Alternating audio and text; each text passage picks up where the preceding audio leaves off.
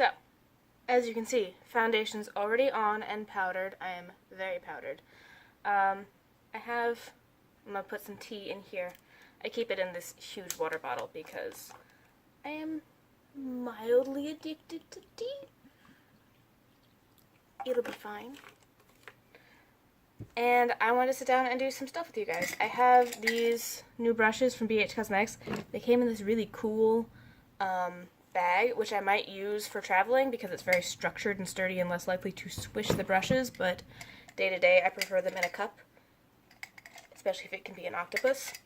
There are 12 of them. I believe it's the BH Crystal something set. But just overall, I'm going to sit down and do my makeup with you guys. I haven't quite decided what I'm going to talk about. I am using a couple things for particular reasons.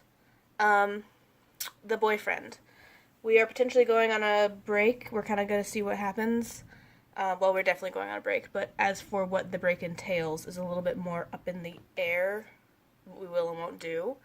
So, as our last little, fun weekend before we kind of pause a little bit, he has taken me to the Japanese festival at the Botanical Gardens, and so I thought it would be nice to use some of the products that he has bought me. So he bought me the Modern Renaissance, as well as the Urban Decay eyeshadow in Solstice, for my birthday. One was for Christmas, one was for my birthday, and I just haven't had a chance to really use the Modern Renaissance, which I feel kind of bad about, that I've had that since February, and I legitimately, it was something on my list, and I really wanted it, and I had just kind of put off buying it because it wasn't I need it right now. By the time I kind of decided on it, everybody already had it, all the review hype had died down, so it wasn't something I was, itching to get and review for my channel, but I did want it just for my collection to use. And so it was a little harder to justify a purchase. And so that's yep, that was a sentence. That is the kind of thing that I'm more likely to ask for as a gift, so I can add a little bit of specialness back into it, as it being something gifted to me by a friend or partner. Because now this is not just, oh, it's the Modern Renaissance, whatever. It's a gift that somebody gave me, and I can think about them as I use it. And I thought it would be a nice way to kind of build the frame and then put the Solstice shadow in there. I have used the Solstice shadow. It is really nice. Okay, so first thing we need to do is I am going to take, we'll go with this guy. It is the brush number 8, and I'm going to pick this beige shade just to put it kind of on my crease to brow bone area. The other thing I want to do with these brushes is, this is the first time using them, it looks like there's enough of them to do my whole face, and I'm wondering, I kind of want to test it out. Brushes is one of the areas of my collection that I haven't really pursued a ton. When I was getting subscription boxes, I was getting new brushes that way. And if I needed a particular brush, I've searched out one brush, but I don't buy a lot of brush sets. I just kind of have the brushes I have, and that's what I have.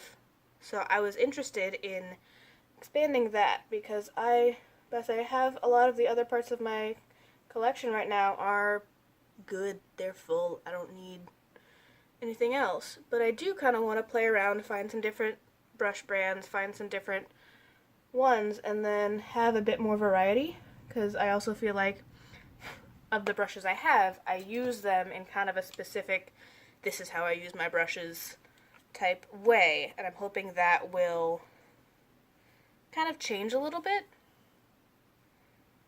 Okay, normally I would use a different shimmer, like a nice satiny shimmer on my crease or my brow bone. I'm going to use Tempura. I'm going to use that same brush that we just used for the beige shadow to pick that up and just kind of like a sheen, but not like a bright reflective section. Because I used to highlight my brow bone with bright ass shit, and I don't think I like that, but I do I found panning that I like a bit of shimmer there, so I put my satin shades there. Oh, now I have to pick what I'm doing. I kind of want to do like something with like the pinks and the reds, like Bone Fresco and Love Letter, maybe some red ochre. So let's start with this one. This is brush number 5, looks like a blending brush. We'll start with Bone Fresco.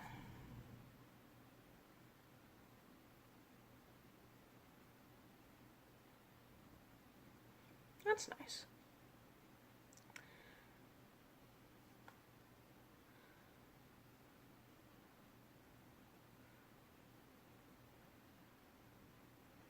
Yeah, this brush is very bendy because of how long the bristles are and how loosely they're packed, which is good for blending so far. It's different. It feels different than the ones I've been using, but it's a nice little blown out effect.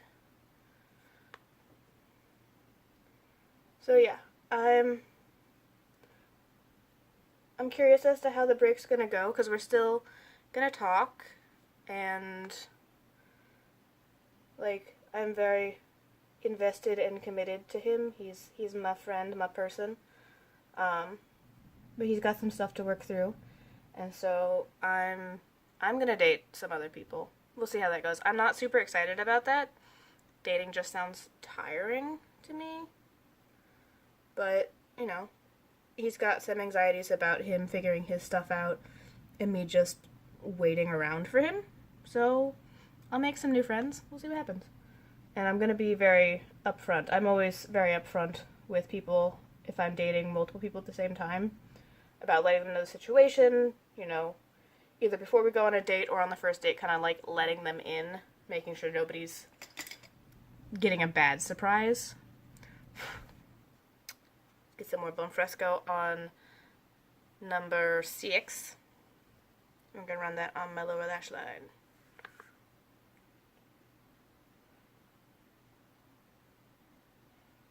Yeah, these brushes are all very... floppy's not the good word. Flexy. So far, quite good for blending.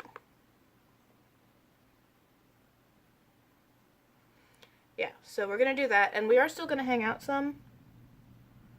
I just don't know if it's going to be as structured. Like, I don't think it's going to be as structured as it has been with us, you know, hanging out so many times a week and building on that when we needed to. I think I'm going to be a little dangerous. I'm going to, like, dip into Bone Fresco and Love Letter and kind of with the big number 5. This could be a bad plan.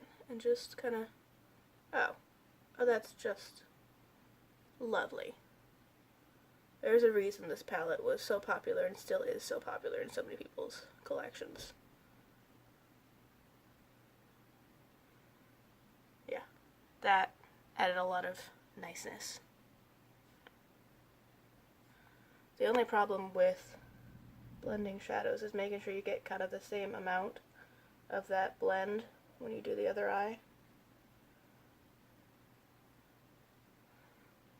I think I got a little less over here. So I am going to first go over the edges with Bone Fresco because I think this one's blended a little further down than the other one.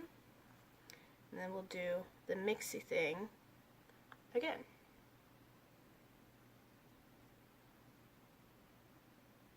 So yeah, we'll see what happens.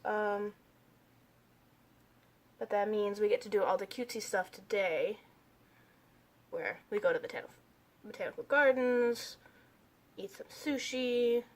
We're going later, so it's going to be like, as the sun's setting, it's going to be very cute.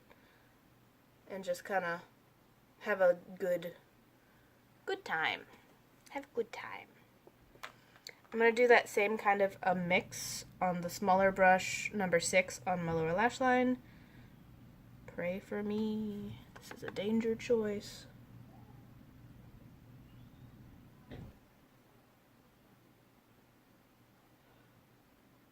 So, the reason it is somewhat helpful to tell you what we're going to be doing is because I don't know how me starting to date other people is going to affect my schedule, because I'm no longer going to be on kind of a set schedule with what I do with people when. So there's the option that I might have more time based on what happens, or I might have less time. And we won't really know until we kind of get into stuff like that. I am also then going to take this itty bitty brush and dip into red ochre and kind of pack that on the outer edge and a little bit in the crease. So, you might have a ton of new photos of new videos from me. Oh, I don't think so. Well, I did it on this side, so I'll do it on the other one, and then we'll do something else. I think this is a little bit more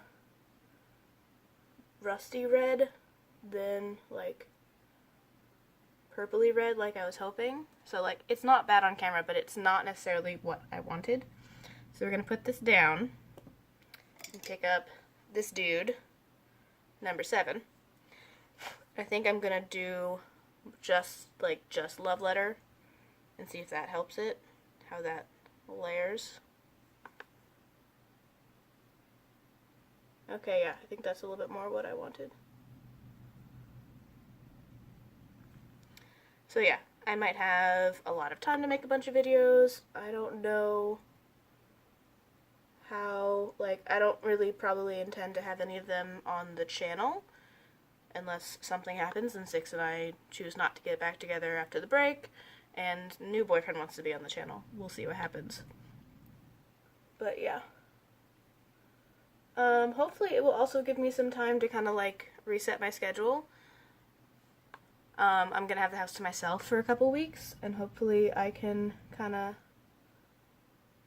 get on a good system and then maintain that, because I did, I've been working out. I'm pretty excited about that. I went for a run. I actually did go for a run like an adult who has skills on Wednesday, and then that same afternoon we went to the gym together and worked out. And then today we're going to walk around the park, which will be a nice little exercise, and tomorrow we're going hiking. This is number 10. It's kind of a little pencil brush. I want to take that. I think layering love letter over red ochre did something nice, so I'm going to do a little red ochre first and then love letter on the lower lash line. We'll see how it goes. I feel like red ochre is one of those ones that's going to go really nicely with Realgar and burnt orange, but might not be the best fit for bone fresco and love letter. It's more of like a warm red than a cool red.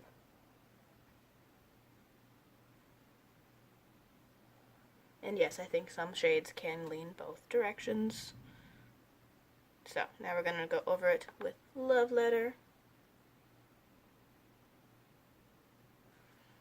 Yeah, so that's what's going on. I'm less upset about us going on break than I was when it first got brought up. I'm feeling better about what it is. I think what he meant when he said break and what I thought he meant when he said break were very different, because it's not a good feeling for a lot of people to be told that you're going to go on a break. We have hit the point when I put on the shimmer shadow, and I have not brought over glitter glue, so I will be right back.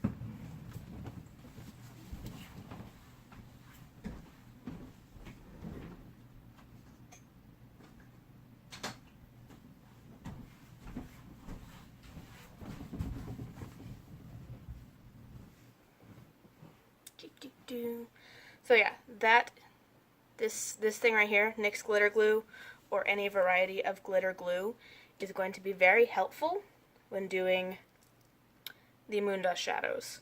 Yes, you can get them to work a variety of ways, but the most effective one is glitter glue, and it gets a really nice opaque, it grabs the shadow, you have less fallout, which, by the way, I don't see any shadow fallout. Let me get a... No, I don't have any fallout from the mattes, which is nice. That is very good, because there was a decent amount of kick up in the pan. I should also put my lip balm on, since my lips are all dry and stupid. That would be helpful. Oh yeah, and to see just how much of a mess I already got something on my outfit. Because, got a lot to do today. Let's mess up my shirt.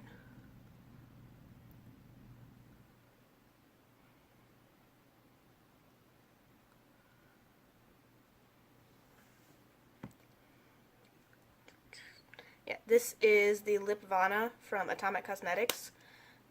These are great. They're really thin and melt really easily, so you can get a lot of hydration, but you also don't have to worry about wiping off a goopy, really thick lip balm if you're going to put lipstick on after this, which I don't know. I am also going to my niece's first birthday today, which is the other reason we're going for this look, is she likes colors and she likes glitter. At least she likes to touch my face when I have colors and glitter on. So, that'll be fun. So I'm going to pick up this glitter glue. I squeeze it on my hand, and then I take my finger, kind of like rub it around so you get a thin coating all over the pad of your finger, and then you can just tap that on your lid. And often I'll pick up the same shadow with a finger, but I'm going to try it on this number 9 brush and see what happens. Because they do pick up on a brush. I just have gotten lazy and have been picking them up on my finger. I think this will allow a little bit more of a precise application though, which is what I'm hoping for. Sometimes these shadows end up a little messy, which is fine, but I feel like if I'm going to a fancy party, it's not that fancy of a party. Sorry, Alice, your birthday is plenty fancy, but it'll be more than just our family. It'll be her in-laws as well. So I feel like I should put a little bit more precision into the makeup. So, doing it again on the other side.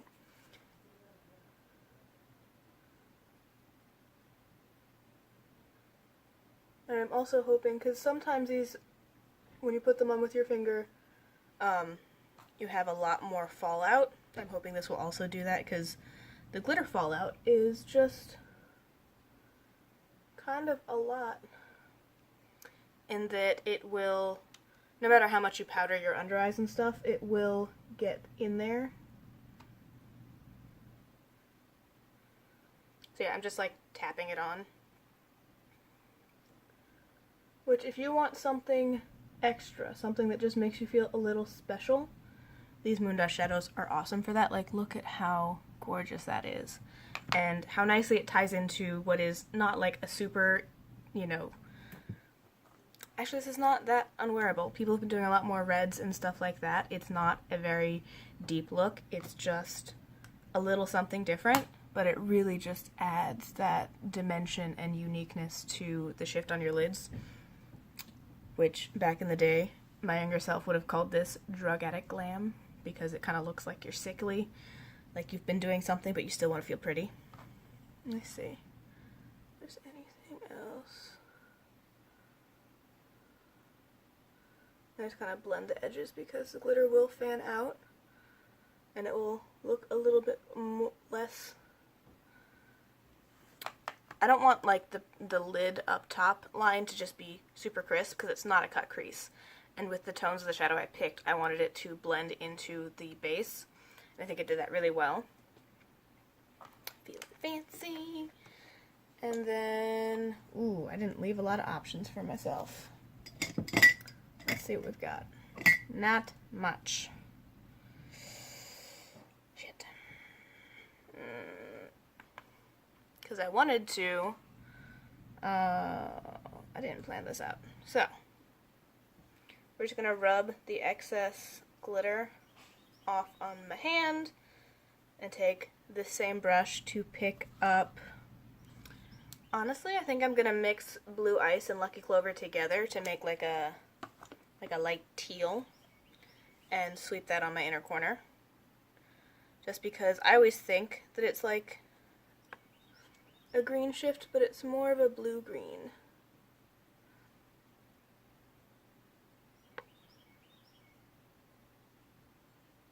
And I'm alright with it being kind of big and diffused for the look I'm going for.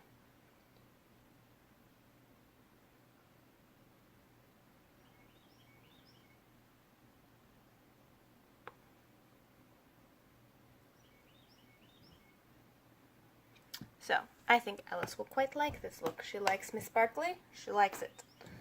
And then I'm going to take this fluffy brush. Since I put my powder on with the Beauty Blender, I'm going to start down here and just kind of start buffing off any excess powder to get a little something on the brush to then make sweeping up any excess glitter a little less likely to stick it into my foundation.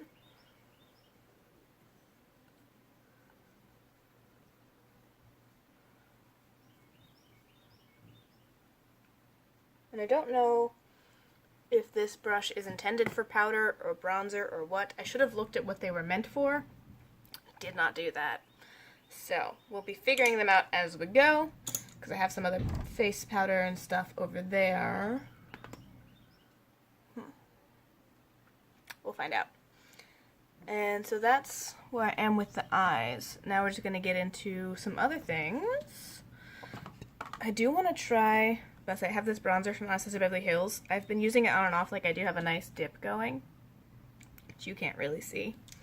I kind of want to try it with this number 2 brush and see what happens, but it is very pigmented, so I do tend to just knock the whole ton of excess powder off of it.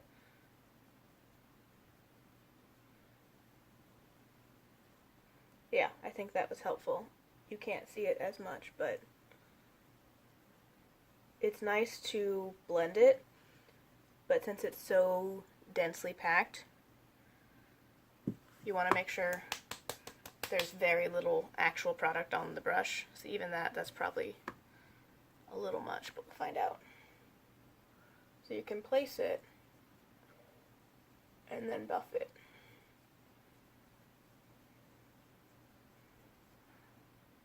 Yeah, I think that's nice. We'll take any excess up there. My hair's going to be down, so the hairline's not as important to me today. Oh, I had all sorts of plans to talk about what's happening in the community, and that is not happening, apparently.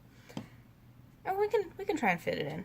I'm also using the last little bits of my Tarte Exposed. I'm going to use it on the same brush, because I think that's a good plan for this brush. Just kind of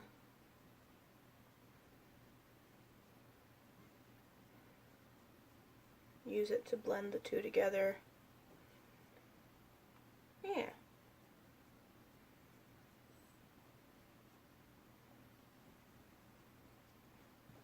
I think that was a good choice.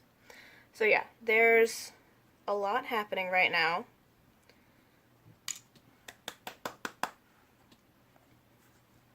And I'm both interested and over it.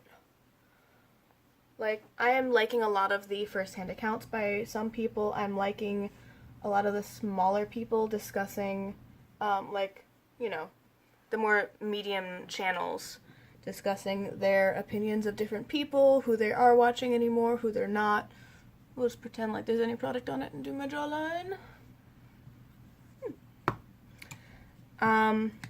But the other thing with all of those videos, it's become really trendy for people to put up their "this is my truth" video about their opinion of the industry.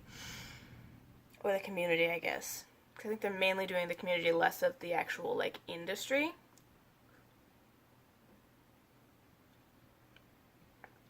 I like tea. And so there's a lot of people, like we've had Laura Lee having her scandal, and her reaction, which was, "I'm sorry, that was a joke." Like, that can't have been something she legitimately thought was going to turn around the opinion of people on her. And now she's just too far committed to actually let people know that that was a joke. I think Manny's done a video that I haven't seen yet. Gabriel Zamora's done a video. These are all people that I wasn't watching anymore.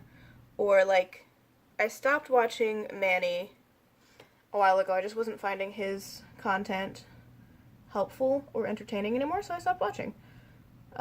Which is the polite thing to do.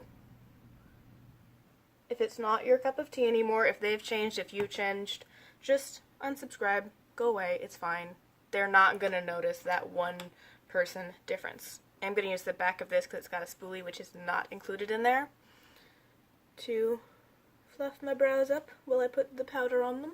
Because that was brow wax. I used the Sephora Brow Freeze. That one's been running since like December or February.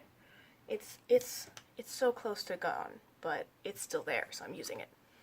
And then I'm going to put some brown product in, some nice brown eyeshadow in my brows using this little angle brush, the number 12. So yeah, Laura Lee, I tried her out. She was not really my cup of tea, and that's fine. People being not what you want to watch, or you changing or them changing, is fine. And I feel like people are taking it a lot more personally, with people saying, oh, I don't watch blah blah blah anymore, like it's some kind of big thing, some kind of like big conspiracy about something must have happened. People change, people grow apart, and people's preferences for what they're doing change. This is going to take me forever. This brush is so tiny. Which is good. That means it's good for detail work. I'm used to a thicker brush for my brows. Normally I only have to pick up product like twice. But this could lead to a better brow. We will find out. So yeah. I never really was into Gabriel's video. I don't even think I'd tried him at the point that he was starting to get popular. I was just like, eh.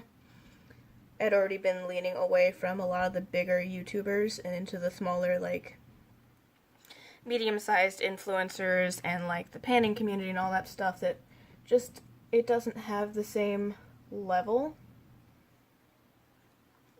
The panning community people, they're not getting as much PR and stuff like that because they're not always promoting new products. A lot of them are panning older products, and like they do reviews and stuff, but you're getting a lot of different types of opinions from panners as you are, you know, just your standard influencer. Because your panner's going to talk about how much product is in there, how long it takes you to use it up, whether or not it adds to your collection, whether or not you have dupes. A lot more critical, or at least the panners I watch, are a lot more critical of new releases than a lot of the other influencers, so they don't get either on the PR list or sent as many things because they're looking at it as this is something I will probably have to finish at some point. Do I like this formula enough to use it every day for the 6 months it'll take to finish? Will I get bored of these shadows? Will I get bored of all sorts of other parts of it that I don't really know what's happening with this brow. Things are happening with this brow. I don't know. I think I'm brush them through again. But anyway, so they're all doing their responses.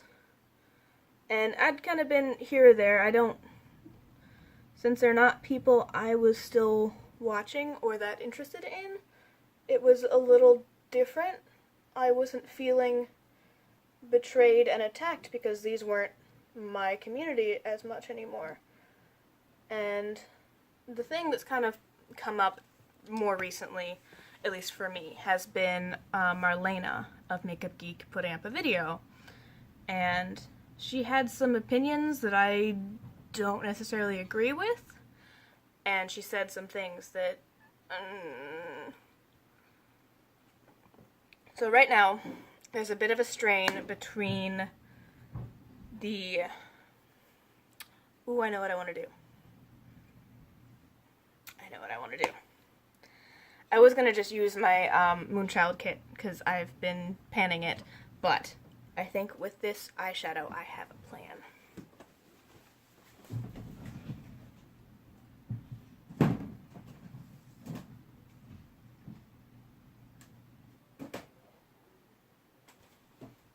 Yes! So, another thing. LS did a video going over the Clionot Cosmetics highlighters and how much she loves them, and I also love them. I just don't use them as much because I'm panning other things. I want to use Seer. This is from your Witchcraft? Yes, this is the Witchcraft palette. They did a duo. I want to use Seer, just because it's gorgeous, and it's basically the tone I would have mixed the other two together for, only prettier. So, like, actually, I'm going to take this. This is the back end of that Modern Renaissance one, and I'm going to put Seer in my inner corner. It's just, yeah, that's exactly what I was looking for. That's what I was trying to make. You don't need to make it if you have the exact thing. So yeah, they're very, very bright, very reflective, gorgeous. Anyway, Marlena was putting up some information about, I think I'll use this 3. This could be dangerous. We'll see what happens.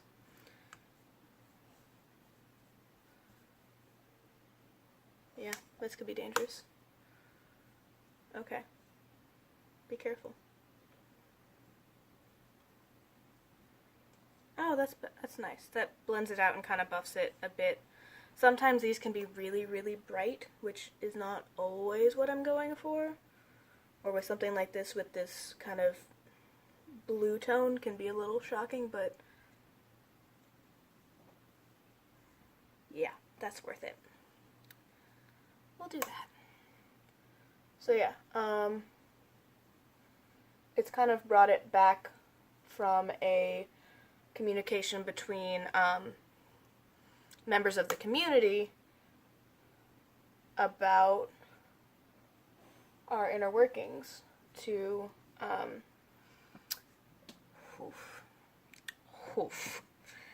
See, there's a reason I buy almost everything that Cleonot comes out with, because goddamn,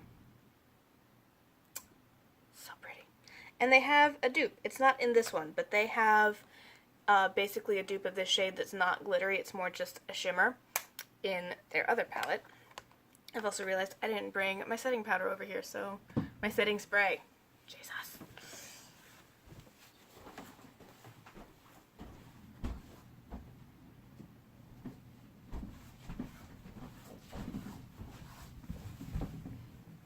As you can see, I was super prepared for this video, obviously. I'm gonna do the Lancome Fix It and Forget It spray.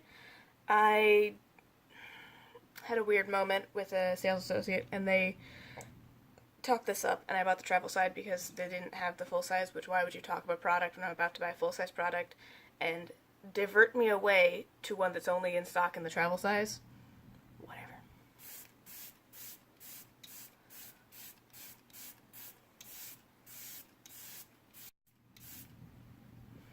I always feel like I have to do way more than I probably need spray-wise, but it's changed the communication from a discussion about big influencers and the ways they're kind of abusing the community over to a bit more about the communication between influencers and brands. Because Marlena was talking about, she called herself an influencer, and I have mixed feelings about that because she hasn't been doing that much outside of her own brand. Like, she used to come on and do these chats about this and that product and whatever, but she still wasn't really doing... I feel like when you have your own brand that's that big, it kind of blurs your judgment about a lot of things. Just in a way that it makes you less of an influencer, more of a brand owner who also likes makeup. That's just... Cleonot Cosmetics is so pretty. So pretty. I'm gonna wait for this to dry down. So yeah, she was talking about being on both sides of it, but when she was an influencer who didn't have her own brand, it was a very different community, a very different situation. You didn't have people getting nearly as much. You didn't have people doing the same kind of sponsorships. Like, it's a very different system now than when she was on her own. Now that she's part of more of the industry side, in that she's making products and trying to get them. I'm sorry, I just keep seeing it, and it's just so pretty. You're gonna get so sick of that. I'm sorry. It's just become less about her being involved on the influencer side and more about her being on the brand side. So she doesn't necessarily make the best representative to discuss the differences from both sides of it. She was more just kind of complaining that things weren't going her way, or that the people she was trying to get to use her product weren't using it or wanting things that she wasn't willing to do for them. Which is fine. That means you then work with other people. And she's gone through a lot of stuff personally the last year or two, so I understand her not having the full time commitment to bring out a bunch of products and do all this stuff, but I also feel like the rest of the market has changed in that there's a lot of people offering good quality single shadows in the variety that she has as well for similar or cheaper prices. So it's no longer just, well, you can do MAC or you can do Makeup Geek. You've got a lot more access to indie brands and just single shadows in general that are good quality.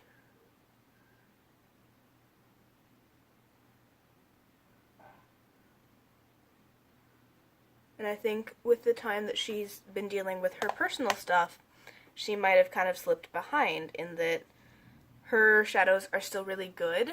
They're not as groundbreaking as they were. They're not as unique as they were. And her shade selection has not necessarily kept up with the trend of the market.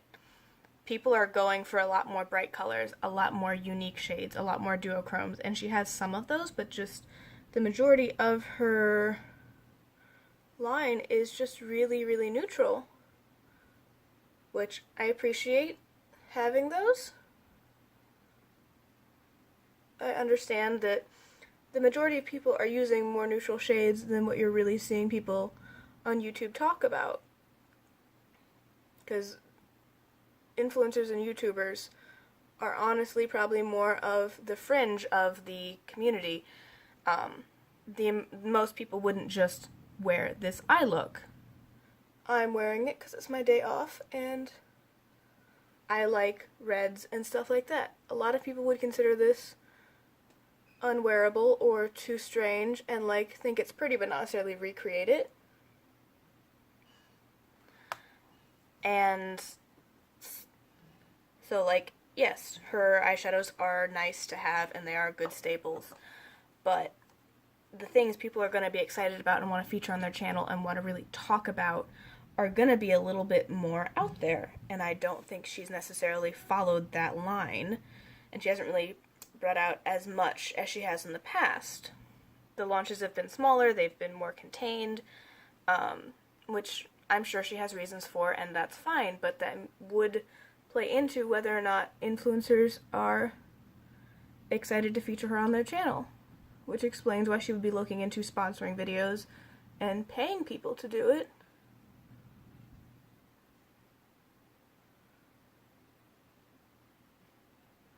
But that also means she has to deal with the price that people are asking.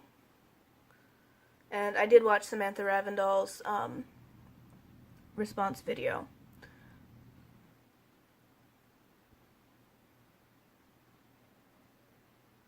About how to market successfully and how to get the best return on your sponsorship investment. And currently I'm just having a lot of opinions about the way I feel that things should shift.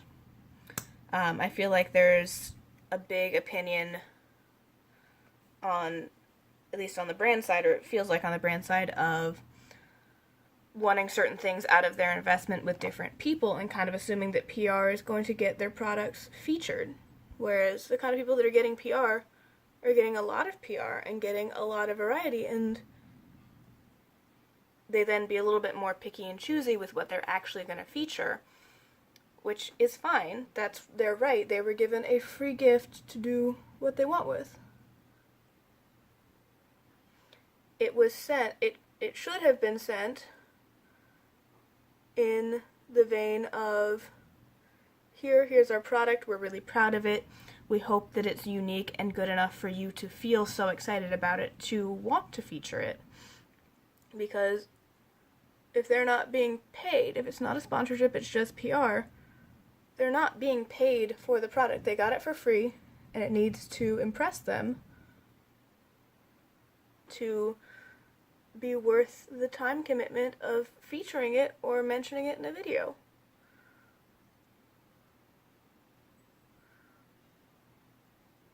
Sorry, I'm trying to get my lashes to match, and it's just fighting me.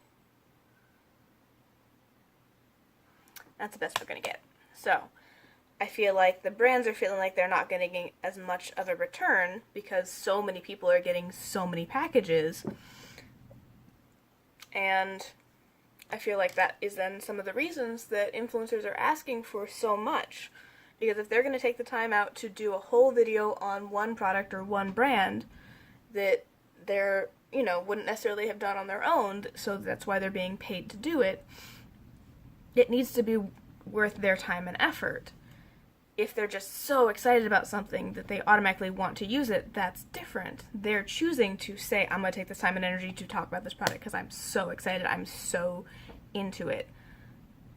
But to be paid to do something you wouldn't do on your own time, that's of course going to be, you need to make it worth for them. And if what they're asking is $60,000 and you don't want to pay that, then you find somebody else.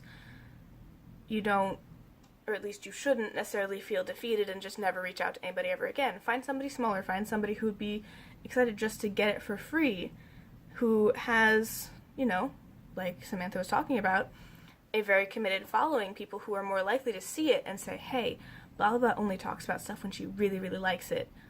That must mean this is really fucking good. And they go pick it up. As opposed to somebody with more followers who features a lot of products, so it might not be as memorable to have a whole video on one product. They wouldn't necessarily even get as many, as much of a pace bump out of it than the smaller person. So I think that relationship needs to shift. I think brands need to kind of respect the impact that influencers have and stop using them as somebody that you can just pawn your marketing off on. You need to have a good product. You need to have it competitive in the market, and you then also need to gear it towards the right people, because there's currently a big trend towards palettes. So single shadows are not as often talked about unless they're really special. So you need to find what's going on.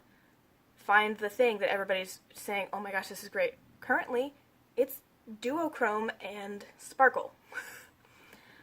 People are doing the bright colors, and I know Marlena did come out with a collection of bright pigments recently, but those are not nearly as marketable as something you can dress up or dress down, because if I pair this glitter shadow with a more neutral, less red base, it is more office appropriate, or I can make it like this, or I can add it to blues or stuff like that, like something unique. And I know that's harder to do because you might not have that inspiration, you might not have that creative vein to run that way, or it might just not be something that occurs to you, and that's fine, but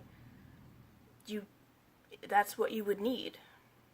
And on the influencer side, you need to stand up for yourself. If somebody is trying to pressure you for something that you're not willing to do for the price, and you're worried about falling off their PR list, don't.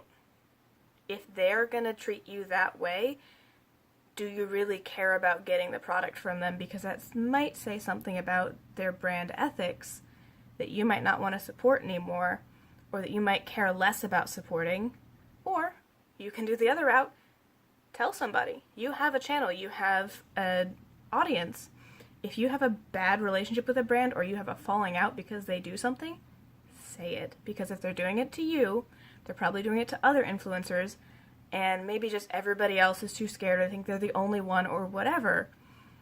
Say something.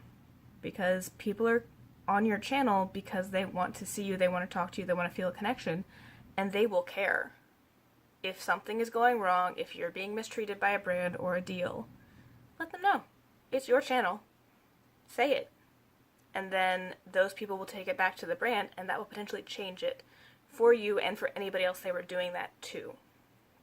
So stop assuming that it's only happening to you, that you're just, it's just because you're a bad person, or because, they don't respect you, which they very well might not, but they're definitely not going to if you let them do the thing. So yeah, this is taking a weird turn. I'm just ranting now because I'm done with my makeup. I'm not putting lipstick on because there will be food at the party, and I will get lipstick all over my face. So yeah, influencers need to know their worth and what they will and aren't willing to do, and be aware that if they ask for certain things, some brands might not go for it and might leave. And you have to be prepared for that part of it when you make certain requests or demands of your time. And it's fine if that happens.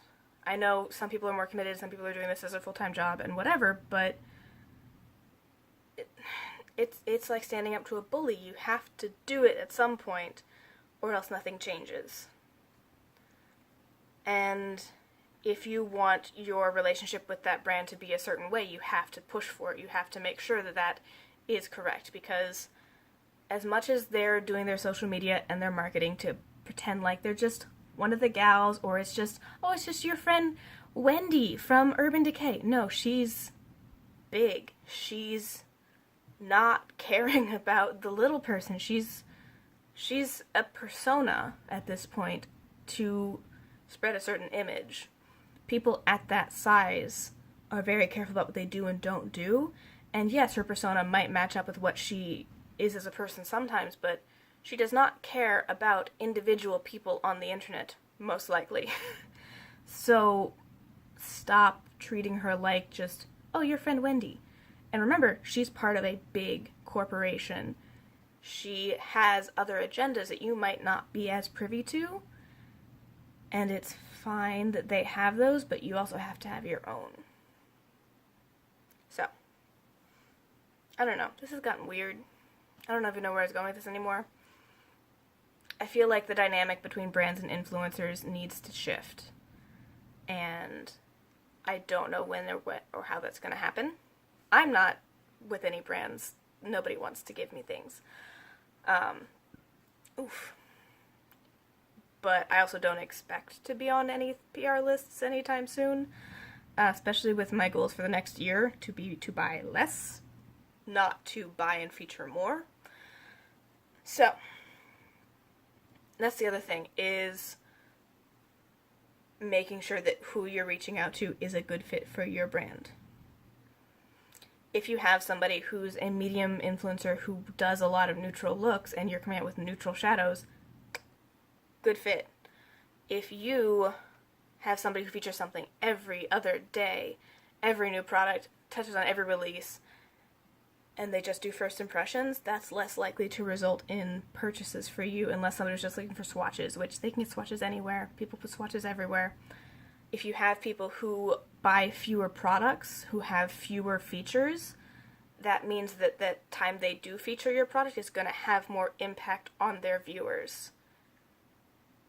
So if you have somebody who picks up maybe 3 eyeshadows in a 6-month period, those 3, if they're good and they talk about them, will be something their viewers will remember. And next time they're looking for something and that product they featured hits that mark and got a good review from somebody who doesn't really review that much, it matters to them and it sticks in their brain and it stands out. There are people who do that's one of the reasons I kind of stopped paying attention to some of the bigger channels, is because they were featuring and reviewing so many things that I couldn't remember what they had and hadn't said about it. And that's a problem, because that means either they weren't saying anything memorable, or they were saying the same type of things about everything, or that just there was so much coming in that how they even really have time to review it. I don't know. I've gotten weird, but this is my look. I might add lipstick once we go to the Botanical Gardens. Maybe not, because we're also going to eat there. I don't know. But let me know how you're feeling about the community, what you would like to see changing in it. Yeah, I'm just curious about what's going on with you guys as well, because we're seeing a lot of big people talk about it and some medium people, but I don't know. I feel like the comments I'm seeing on the videos are more supporting the person's opinion and less of theirs. Like, there's been some communication on some of the YouTube, Facebook groups that I'm part of, but I'm just curious about what you're feeling, because I'm still an itty bitty channel. I'm still more on the side of a viewer, but I like to see what, like, the viewers are saying, what they're feeling. How do you feel about sponsorships? How do you feel about PR? How do you feel about the relationship between influencers and brands, and who might need to change more, what you think is a good dynamic for them, and how you feel about stuff? Yeah, just chat me up. I'm gonna go now before I just continue to ramble. It was nice seeing you guys. Oh, I used all but 2 of the brushes. There's one little flat eye brush I could have used for under there, but I didn't think about it. And I believe this is more of like a contour brush, so we'll see. I might use this for bronzer. I have a contour powder, I just never remember to pull it out. So we'll see what happens. And yeah, I am going to attempt to do a video on these brushes. This is like my first impressions. I want to see if I can do my face with them for like a week or 2 and how I feel about them and what I think could improve, or if they're good enough, or what. And we'll see what happens. So hopefully that was fun for you guys. See you next time.